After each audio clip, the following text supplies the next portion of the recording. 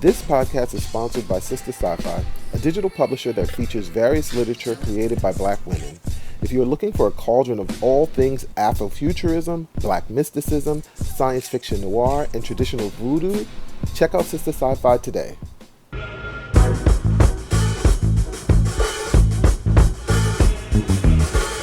I am very excited about this. She-Hulk is now being played by Tatiana Maslany. She's been signed on for the Marvel series on Disney Plus. And for those of you who do not know Tatiana Maslany, she is most known for her role on Orphan Black, were multiple roles on Orphan Black. Seamlessly. She played, I want to say, at least 7 different clones, and it wasn't cheesy. When she was in clone A, B, or C, you actually thought you were looking at a different actress for every clone she played. Yeah, I mean, yeah, she did not cheat the viewers at all. Yeah, she had a vulnerability, she had I was saying she was vulnerable, but she was so many different things. Like when she was, I think her name was Elena, she was like really, really tough. And then when she was Allison, she was like a quirky soccer mom. I mean, she just was really able to channel very different people, but they all looked exactly like the same. And so, well, they had different, like some of them hairstyles and makeup and and as I said before, they each had a different, unique personality that it didn't look she just bullshitting it. No, you actually thought you were looking at a different actress play a different role every time you saw her. Oh, look at this. Jamie tossed in a fun fact about She-Hulk, not knowing that She-Hulk is like my absolute favorite character, so much so that I have her real first print, very first comic of She-Hulk in the actual, what is it called? CGC cover. She's my favorite character. And yes, Jamie. I wonder why. Is it because of her white beaters? Well, she had in the first issue. And shorts. In the first issue, she just had a what is it? Like a sundress? Yeah, like it was a short dress. Yeah, it was, and yes, you are right, Jamie. She was the last major character created by Stan Lee, and very good. You do know that. Well, technically, you're wrong. You see how you said she's the only that is the snob coming out, Jamie. Right. That is the comic book snob coming out. She keeps her intelligence and personality. Technically, yes, but as of about 3 years ago, the new writer of She-Hulk, which I follow and read regularly, she had went through. She was when Bruce Banner was shot and killed at the end of Civil War, in the middle of Civil War II. She went into a coma, and when I'm sorry, that's not correct. She went into a coma because she fought Thanos. Thanos came and demolished everything. She went toe to toe with Thanos. She went into a coma after Thanos knocked her out.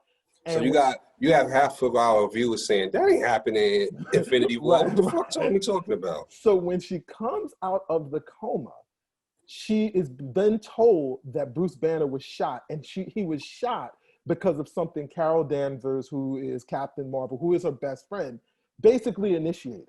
And after that, when she became Hulk after that, she became a huge, raging, uncontrollable monster Hulk. And that's who she is now. So even when she changes into the Hulk now, she does not have her intelligence.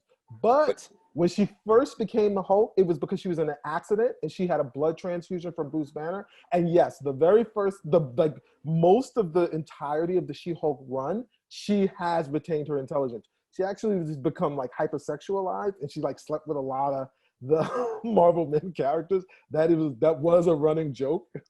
And I wonder if they would include that storyline about her being promiscuous in the Disney version of it. I don't think they're gonna go to. I don't think we will see the storyline you just mentioned in the comic. I think that's down the road, but I wonder, being that it's DC family orientated, would they add that promiscuity into the role? You didn't really see her with because right now she's dating Thor as Hulk, as She-Hulk, not as Jennifer Walters. She's as She-Hulk. Her and Thor really go at it. It's really crazy in the comic, but there was one particular issue. Does he hit her with his hammer? I mean, that joke was made in the comic, just so you know. And the crazy thing is, there was like this particular issue where she was like, I guess exploring her sexuality, and she hit on Wolverine, and Wolverine was kind of like, I kind of know where you've been.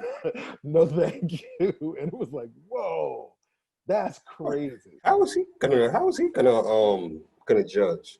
That's what he did. He done stuck his claws in plenty of things throughout history. But I guess that shows what he knows about Jennifer. I guess. Fuck him. But getting back to what we were originally speaking about, the fact that she was able to play a different character, basically like 5 different characters for every episode for 5 or 6 seasons of Orphan Black. I love the fact that she'll be able to bring that to She-Hulk, where she could be a completely different person before she merges to the She-Hulk, and then she could turn. Then she has her alter ego, but being that she's still human and she's not a Hulk as Bruce Banner was previously until the last Avengers film. Well, I'd love to see that. The idea behind the Hulks, because there are multiple Hulks, and the idea behind I'm talking about the Hulks that we saw. No. But I'm going to say she's going to have to bring a different personality, because even though the She-Hulk wasn't a rage monster in the very beginning, with the way the gamma radiation works is basically it amplifies what it is you try to suppress. And so with Bruce Banner, he tried to suppress his rage. So when he got infected with the gamma radiation, he became a raging monster. With She-Hulk, it was her confidence and sexuality. And so how she was depicted after she got the gamma radiation was how come she became the statuesque, voluptuous, muscular figure. But in terms of her personality, she was very confident and aggressive, but not I'm intrigued on how are they gonna pull that off. Yeah, I mean, going to be plus. So how far can they go? Is it going to be heavy CGI with it? Because what is she, about 5'6", 5'7"? Are they going to make her like 5'11", 6 feet tall? Are they going to use a woman who physically a female Lou Ferrigno? Well, not even, because She-Hulk is not. She's a Hulk looking, but she's not chiseled to the fact where she loses some of her sexuality. Wait, once again, that's the old She-Hulk. It depends on which one they do. The one you talking about is too far in the weeds for people. They don't really know. They don't really know that one. I believe they're gonna have to get to know the previous reincarnation first, then eventually lead up to that. Yeah. What you're saying takes place after they kill Bruce. I don't foresee that happening anytime soon. FYI, Bruce Banner's back. We just found out you can't kill the Hulk, so don't clutch your pearls because that Bruce Banner got shot. He came back. He's okay.